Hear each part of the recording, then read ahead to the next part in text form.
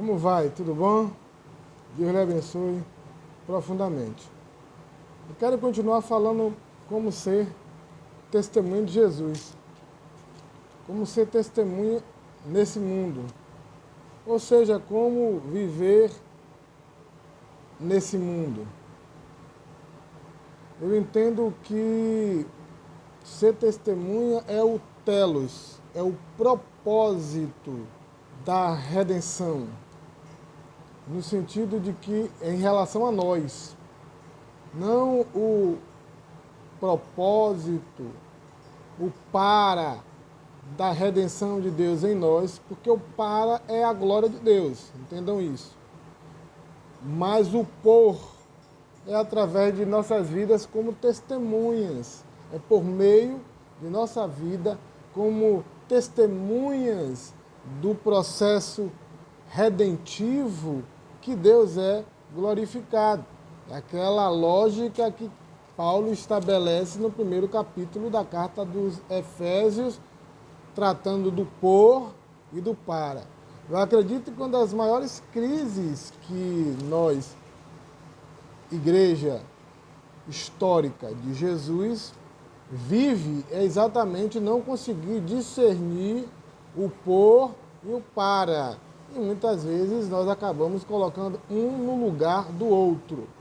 E infelizmente isso é muito ruim, porque acaba retirando, exasperando aspectos que não são legais e, de fato, depauperando de modo absoluto a graça de Deus nas nossas vidas e o próprio fundamento propositivo da própria redenção à medida em que nos coloca como para da salvação, que é, na verdade, uma abordagem puramente pragmática, não orgânica.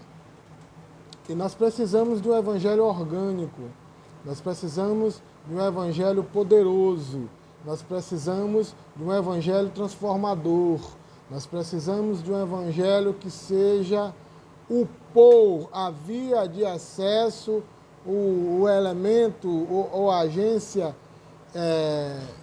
propositiva para experimentar o núcleo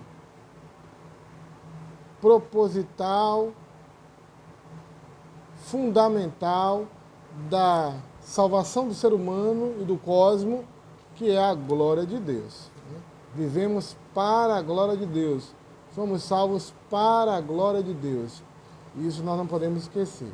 E ser testemunha de Jesus é vivenciar a realidade efetiva da comunidade espiritual que Cristo fundou neste mundo. Essa comunidade, de fato, é o aspecto mais profundo e mais lídimo da graça de Deus para com as nossas vidas. E nós temos falado muito sobre esta possibilidade de como a igreja de Jesus pode ser realmente uma comunidade de testemunhas da sua graça, uma comunidade de pessoas absolutamente transformados pelo poder celestial que nos faz nascer de novo, vivenciando a mais poderosa transformação levada a efeito pela Zoe, pelo poder divino, na exousia, na autoridade absoluta de Jesus Cristo, o Messias, o nosso Messias. Agora note bem, entre várias coisas, eu falei do Espírito Santo trabalhando, nos transformando em testemunhas, e esse é o eixo que estabelece a atuação do Espírito Santo. É para isso que o Espírito Santo está aqui. Hoje eu queria falar desse aspecto dinâmico de ser testemunha que envolve um conflito que nenhum de nós podemos nos eximir, nos afastar, fugir, que é o conflito contra o que Paulo vai chamar de, olhando aqui meu Novo Testamento, a luta contra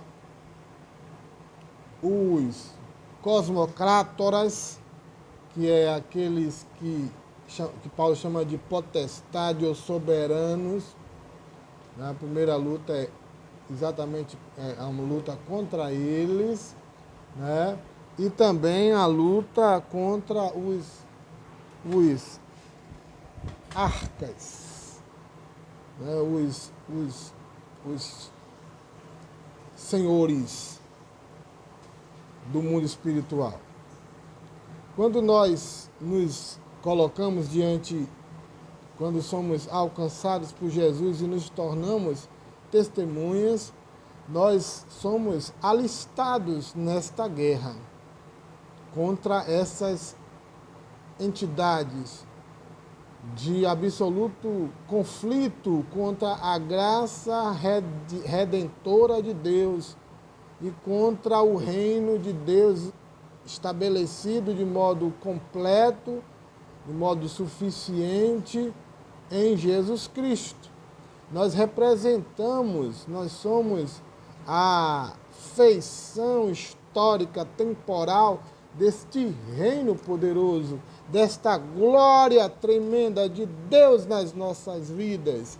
Isso é ser salvo, é ser testemunha e viver toda a plenitude, toda a dinâmica do reino de Deus neste mundo, fazendo com que a vontade divina seja cumprida, a vontade divina seja replicada neste mundo, como é no céu, na corte celestial.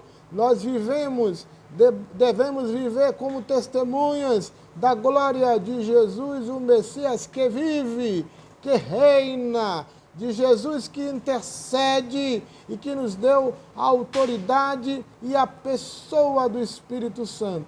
E Paulo então vai falar que nós precisamos enfrentar estes seres que têm e exercem o seu poder através daqueles que estão imbuídos de exousia, de autoridade neste mundo, que acabam se tornando peças de um drama cósmico mais profundo e que tem uma das suas mais belas exposições na poesia que descreve o personagem Jó.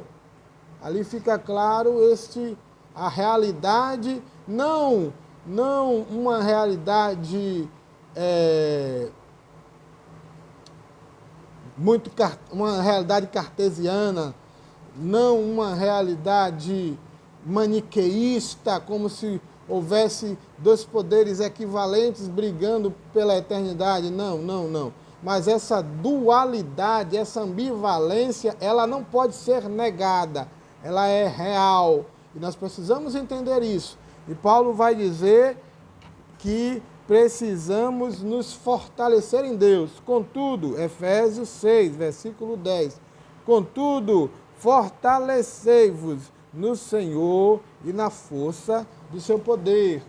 Lendo aqui o meu Novo Testamento, o que Paulo está dizendo efetivamente é que nós devemos efetivamente nos receber poder, nos tornarmos fortes no Senhor, para podermos enfrentar, ter cratei, vigor. E é interessante que o ser fortalecido, endunamuste, ele é um presente, é um imperativo presente, que descreve a natureza processual contínua desse revestimento de poder, de força, literalmente. Expressão poder dinamiza, aqui não é usada, mas é usada essa expressão de força que eu já disse, de força.